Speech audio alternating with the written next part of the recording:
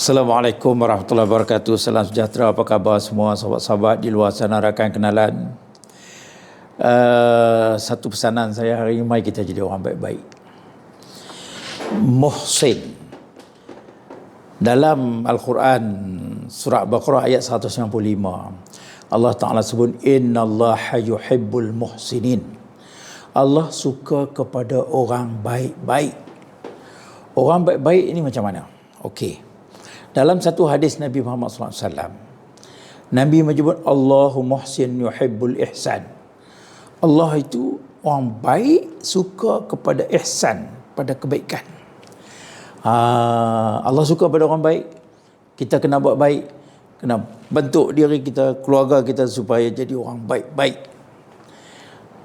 Dalam satu hadis diceritakan malaikat datang jumpa Nabi, mengajar Nabi, tanya soalan, apa dia rukun Islam, apa dia rukun iman.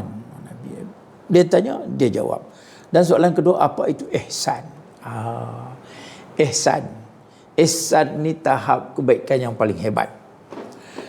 Kemudian dia pun jawab. Malaikat jawab, anta'budallah ka'annaka tarahu wa in lam takun tarahu fa innahu yaraka. Atau kama qala. Kita beribadat kepada Allah seolah-olah kita melihat Allah. Kalaupun kita tak melihat Allah, tapi kita yakin Allah melihat kita. Itu hebatnya tu. Bagaimana keyakinan kita, hubungan kita dengan Allah. Allah ada, Allah wujud, keagungan Allah. Dan dalam masa yang sama, kerana Allah, kita menghormati manusia.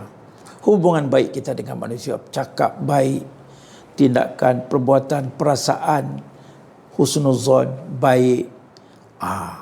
Itulah maknanya orang yang buat kebajikan.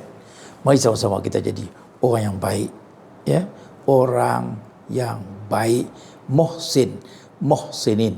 InsyaAllah kita akan ditempatkan di tempat yang baik. Terima kasih.